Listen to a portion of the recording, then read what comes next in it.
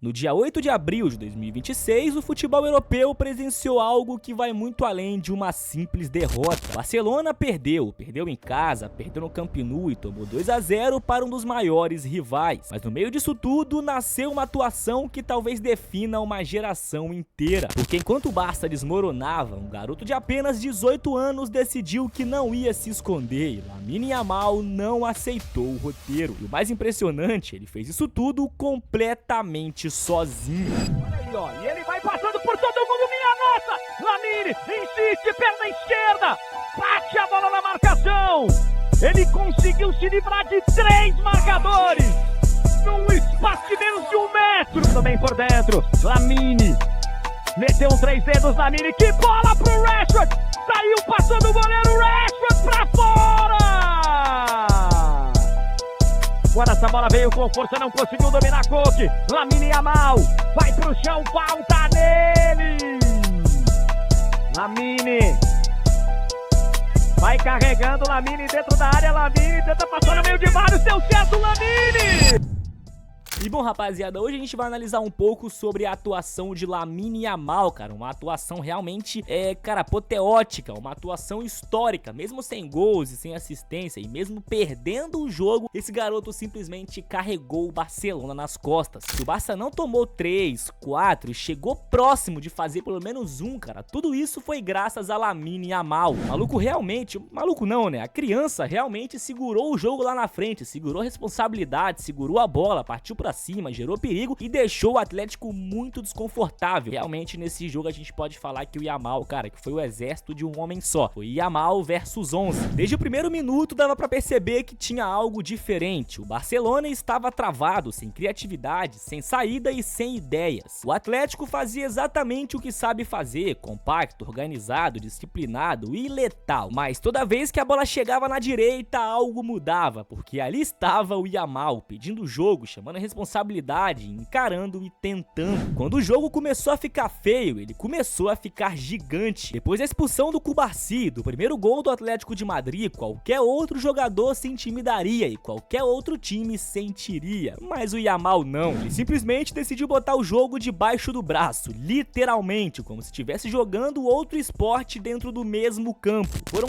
15 dribles. 15 em um jogo de Champions League contra um dos sistemas defensivos mais difíceis da Europa. E muitos desses dribles eram contra 2, 3, às vezes 4 marcadores. Teve lance que ele entrou no meio de uma multidão e saiu com a bola dominada, como se estivesse jogando na rua. De verdade, rapaziada, isso não é normal, cara. A gente não pode normalizar um jovem, uma criança de 18 anos de idade fazer o que o Lamine Yamal faz. Esse moleque pega a bola na ponta, rapaziada, vem 1, 2, 3, 4, 5, ele sai rabiscando todo mundo e sempre bota alguém na cara do gol, ou ele faz o gol, ele gera muito perigo. É impressionante, cara. Fora a criatividade que ele tem pra achar esse tipo de passe, que de verdade, cara, é sobrenatural o que faz Lamine Yamal em campo. E mais uma vez falando, ontem ele fez isso tudo sozinho. Enquanto o time inteiro parecia nervoso, acelerado e errando decisões básicas, o Yamal parecia tranquilo, frio e lúcido. Ele recebia, olhava, pensava e partia, realmente como se estivesse no controle de algo que ninguém mais estava entendendo. Foram 3 passes decisivos, 3 bolas claras de gol criadas praticamente do nada, jogadas em que ele desmonta a defesa, quebra linhas, deixa o companheiro na cara do gol e o time simplesmente não converte. Em outro contexto, a gente estaria falando de uma atuação com gol e assistência, mas o futebol nem sempre é justo. E mesmo assim ele foi eleito o melhor em campo, tá? De forma disparada, pô, não tem pra onde correr, rapaziada. A pessoa mais influente, que mais gerou o jogo, foi Lamine Yamal. Nota 8.6, sem fazer gol, sem dar assistência, isso por si só já diz muita coisa. Ele finalizou 4 vezes, buscou o gol o tempo inteiro, não se escondeu em nenhum momento, correu mais de 10 quilômetros e, como se já não bastasse, participou defensivamente com 2 desarmes e 8 recuperações de bola. E sofreu 6 faltas, exatamente, cara. Só o Yamal sofreu 6 faltas, era disparado o jogador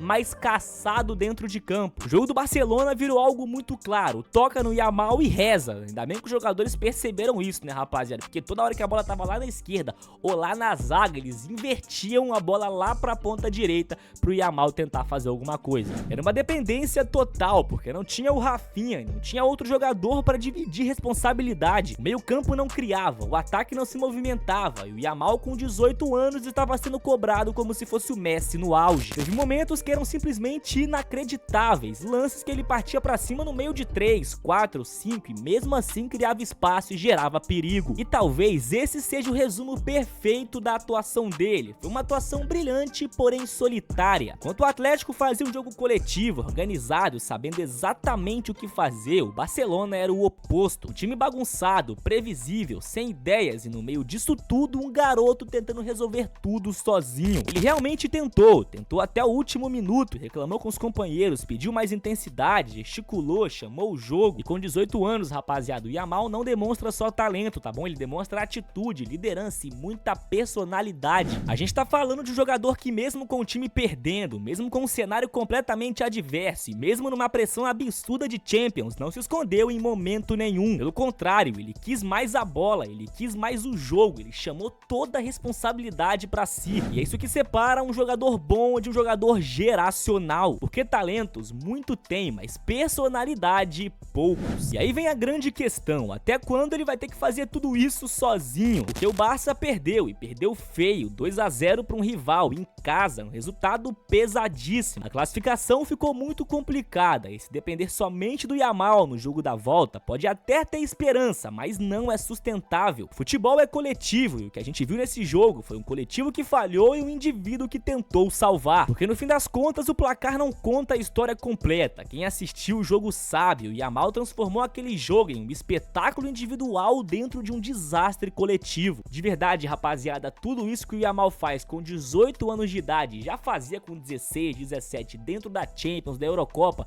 isso é coisa de gênio. Estamos falando do maior talento hoje no futebol mundial, rapaziada. Eu sei que tem outros jogadores, tem outros craques, tem outros gênios, mas gente, o Yamal, cara, ninguém na idade do Yamal fazia o que ele faz, tá? Realmente estamos falando do camisa 10 do Barcelona, de um dos líderes do Barcelona, de um dos jogadores com mais personalidades hoje no mundo. O Yamal, rapaziada, é geracional, vai empilhar bola de ouro, vai empilhar conquistas grandes na carreira. Realmente estamos falando de um cara que é muito diferente, tá? Além de ser um gênio com a bola no pé, em questão de mentalidade, esse maluco é impressionante. Mas enfim, comenta aqui embaixo o que você achou da atuação do Yamal e o que você acha pro jogo da volta. Você acha que o Yamal vai conseguir repetir essa atuação? Você acha que o Barça vai conseguir dar a volta por cima ou que o Atlético já se classificou? Bota a sua opinião aqui embaixo, tamo junto e até a próxima.